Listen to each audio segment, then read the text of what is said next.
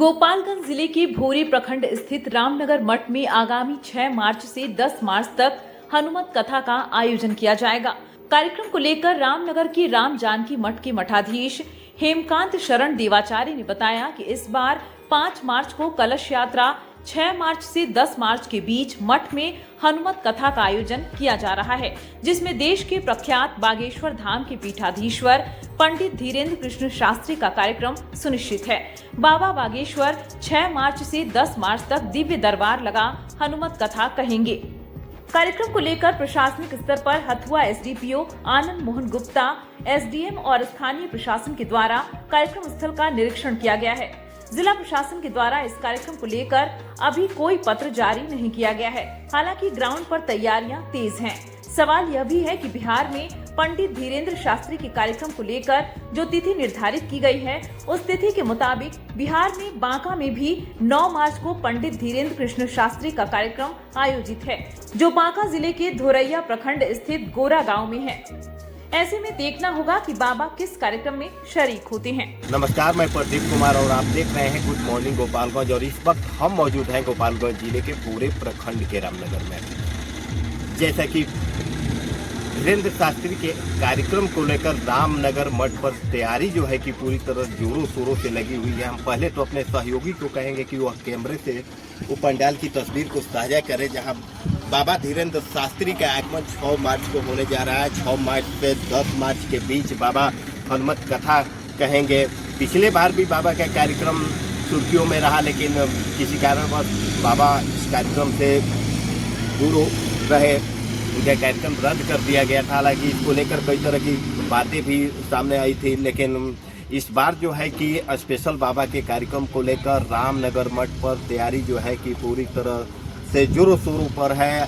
अभी रामनगर मठ के मठाधीश के द्वारा एक प्रेस कॉन्फ्रेंस को भी संबोधित किया गया है। हम उस चीज़ को भी आपको सुनाएंगे।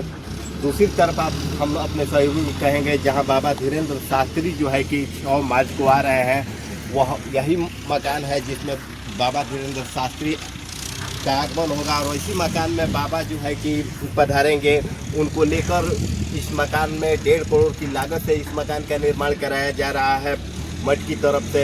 दूसरी तरफ आप देख रहे हैं कि यहाँ फील्ड में जो कार्य है वह पूरा जोरों शोरों पर है। बाबा के आगमन को लेकर सैकड़ों मजदूर जो है कि पंडाल कार्य में लगे हुए हैं। दूसरी तरफ अगर प्रशासन की हम बात करें तो हालांकि स्थानीय प्रशासन जो है कि निरीक्षण कार्यक्रम का कर चुका है, लेकिन जिला प्रशासन की तरफ से बाबा के कार्यक्रम को लेकर अभी कोई पत्र सामने नहीं आया है। हालांकि इस मामले में भी हमारी बात जिला अधिकारी से होगी। कैमरा सहयोगी राहुल के साथ कुमार प्रदीप, गोपालगंज। का विषय है कि इस बार धीरेन्द्र कृष्ण शास्त्री बागेश्वर धाम सरकार का आगमन हो रहा है, जिसमें 5 दिवसीय हनुमत कथा एवं दिव्य दरबार उनके द्वारा ही आयोजित किया जाएगा। इस बार की कथा और दिव्य दरबार 5 दिवसीय उन्हीं के द्वारा होना है।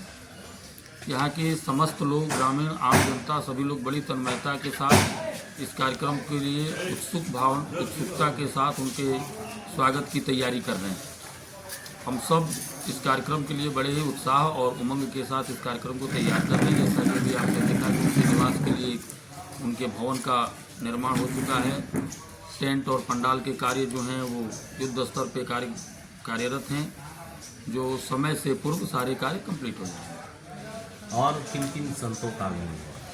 देखिए, प्रमुखतया इस बार कोई बड़ा आयोजन और नहीं है। केवल बागेश्वर धाम सरकार का आगमन होना है और साथ में जो देश के प्रमुख कुछ संत हैं, जैसे पिछली बार हमारे जगत गुरु निम्बारकाचार्य जी पधारे थे, इस बार भी वो पधार रहे हैं। निम्बारकाचार्य जी भी आ रहे हैं। एक दिल्ली वाले शंकराचार्य जी का आगमन हो रहा है। अन्य बहुत सारे महात्माओं का आगमन होगा, जो वृंदावन, मथुरा, हरिद्वार, ऋषिकेश, अयोध्या, चित्रकूट, इन तीर्थों में जो प्रमुख महंत महामंडलेश्वर हैं, उन लोगों को आमंत्रित किया गया है, जिसमें लगभग 100 की संख्या में देश के विशिष्ट महात्माओं का आगमन होगा। धीरेन्द्र कृष्ण शास्त्री के आगमन पर लोगों की भारी भीड़ भी होगी, क्या तैयारी है?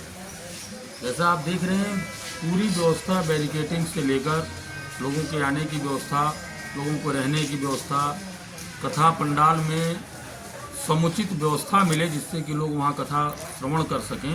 इसके लिए बहुत बड़े पंडाल का निर्माण किया जा रहा है। जैसा आप देख रहे हैं पिछले बार के पंडाल से भी 4 गुना बड़ा पंडाल का निर्माण हो रहा है इस बार। और एरिया अपने पास 60 एकड़ की भूमि है जिस प्रांगण में ये कथा आयोजन किया जा रहा है। तो इसलिए भीड़ को दृष्टिगत रखते हुए ही ये सारी व्यवस्थाएं की गई। शासन प्रशासन बड़ा सहयोग की रवैया अपनाए हुए है, बहुत सहयोग कर रहा है।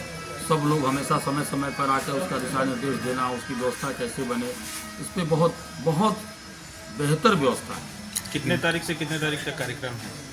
6 तारीख से 10 तारीख तक 5 दिवसीय हनुमत कथा और दिव्य दरबार है। 5 तारीख को कलश यात्रा से इस यज्ञ का शुभारंभ होगा। शास्त्री जी का आगमन पूरे 6 से 10 तक रहेगा या एक दिन के अंतर? नहीं, 6 से 10 तक उन्हीं की कथा है और उन्हीं की कथा है तो निश्चित तौर पे 6 से 10 तक ही रहेंगे। वो कोई अतिथि के तौर पे नहीं है, वो प्रमुख वक्ता हैं, प्रमुख वक्ता के तौर पे हैं। 5 दिवसीय हनुमत कथा उन्हीं के द्वारा होना है। जिला प्रशासन की तरफ से कोई पत्र जारी नहीं किया गया है शास्त्री जी के कार्यक्रम को लेकर? नहीं जारी किया गया है। जिला प्रशासन उसको अगर कोई ऐसा पत्र होता होगा तो जिला प्रशासन के संज्ञान में होगा। ऐसे पत्र की हमें कोई जानकारी नहीं है। हमने जो डिमांड किया था कि ऐसे ऐसी व्यवस्थाओं की आवश्यकता है, सारे अधिकारी आकर उन्होंने यहाँ का निरीक्षण कर उन्होंने स्पष्ट किया कि उन्हीं के दिशा प्रशासन के ही दिशा निर्देश के अनुसार ही ये सारा निर्माण कार्य जो किन पदाधिकारियों के द्वारा निरीक्षण किया गया? SDM, आपके DSP, CO, BDO, थाना प्रभारी, ये सब लोग आ चुके हैं। कई विजिट कर चुके हैं वो लोग। उन्हीं के निर्देश पर जिस तरह का निर्देश है पंडाल का निर्माण हो रहा है। जी।